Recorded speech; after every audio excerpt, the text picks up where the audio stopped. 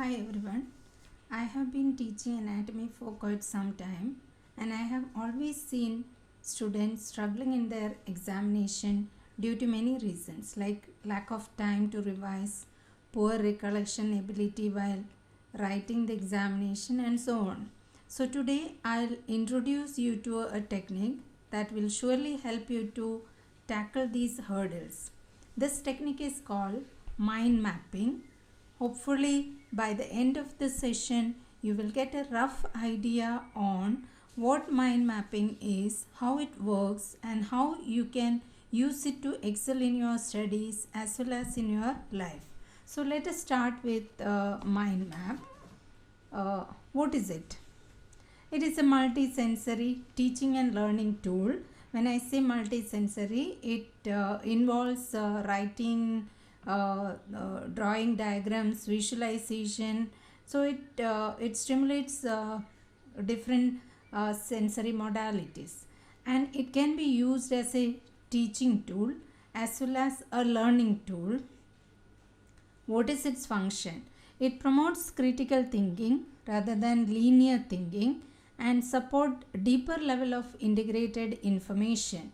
Now critical thinking is very important for a medical person, and integration of knowledge or information you get throughout your course, first MB, second MB, third MB, is very important to make you a good doctor. Now, how it works? This technique of mind mapping was popularized by Tony Buzan. Now you see this chart. There are some different colors I've written, and the color given to the name is different from the color it indicates.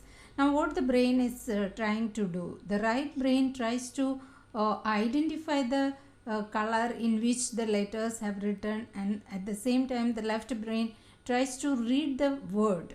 So that is how it works. Now what are the functions of the two hemispheres? For a right-handed person, the left hemisphere is more dominant. Now when we see the functions of these two hemispheres, it is entirely different. Most of the time when we study, we use the left brain, so it becomes very logical. The different functions you can see here, it is analytic, reasoning, it based on fact, science. So this if you use only the one hemisphere, the learning becomes boring and monotonous. Now you see the right side of the brain. What are the functions? Intuition. Now we all feel this intuition in our lifetime. Then can you give an explanation for this intuition? No, you cannot explain it in a scientific manner, but it is there. So same way, imagination, it's varies, it's very subjective. All these are related to creative part of you, and it is very much subjective. So when we use both the brains, the learning or teaching becomes more enjoyable, and you can recollect lot of information if you utilize both the hemispheres.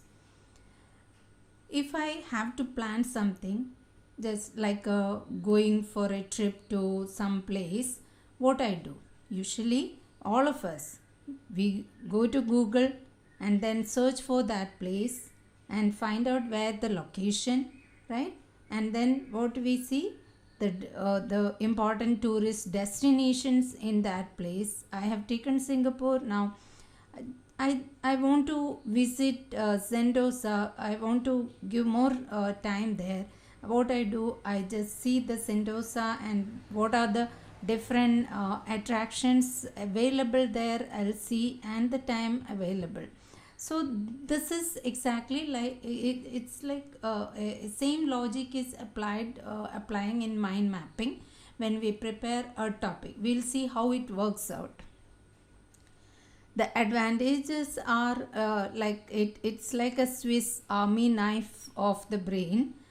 you know the Swiss Army knife. So many things are it is present in that knife, and if it is well organized, it becomes like very concise thing. So it can be, mind mapping can be taken as an ultimate organizational thinking tool. The advantages are it will give you an overview, bird's eye view of the topic or the area or idea. You can accommodate a large quantity of information in one page, and it makes it more enjoyable to look because it is well organized and it's very colorful. Read and remember.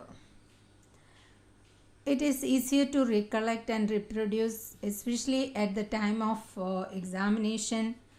It can accommodate long list of boring and difficult information, and it can be transformed into colorful, well organized pages. It can help you to plan a learning strategy for a topic, organize and classify your thoughts. You will be a better communicator because you know the entire details. You become more creative. You can save lots of time for revision. You can even recollect better. More concentration, because when you prepare, you will be immersed in that preparation, and you will be collecting all the information about it. So you are more focused, more concentrating on the topic. You can cover the topic faster and more efficiently. Since brain has natural aptitude for visual recognition, creating a mind map will make it easier to recollect large quantity of information. What you need, how you go ahead about the mind mapping. Create a central idea, add branches to your map. Each branch has to have a keyword. It has to have a keyword. You color code each branch, main branch, and if you want, you can include images to each branch. So it becomes more colorful, more elaborate, and visual stimulation is very much there. Now, what all things are required to prepare a mind map? Blank white paper, color pencils or pens, and most important thing is your imagination. Now let us see, I have prepared one example. Let us see that the center idea or topic you have to write in the center. Then you start making the branches, the main branches. Each branch is a specific learning objectives. You can see that introduction, gross features, arterial supply, venous drainage, lymphatic drainage, microscopic structure, development. These are the different specific learning objectives. Of course, applied anatomy. These are the specific learning objectives which comes under the topic stomach. Now each specific learning objective you can take and you can elaborate, giving it sub branches. Now here you can put one diagram of stomach, and you can label the parts, fundus, body, then pyloric part. You can label the orifices here, cardiac orifice, pyloric orifice. You can label the curvatures, lesser curvature and greater curvature. So this is how you have to prepare the mind map. Initially the sender area, you have to put the topic or the idea, and then you go ahead with the specific learning objectives.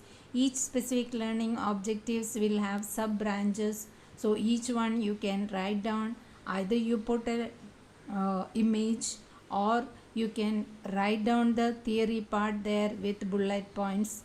So this is how you have to prepare any topic using mind map. I hope you understood how to prepare a mind map and make it easier for you to learn or revise anatomy. Thank you for listening.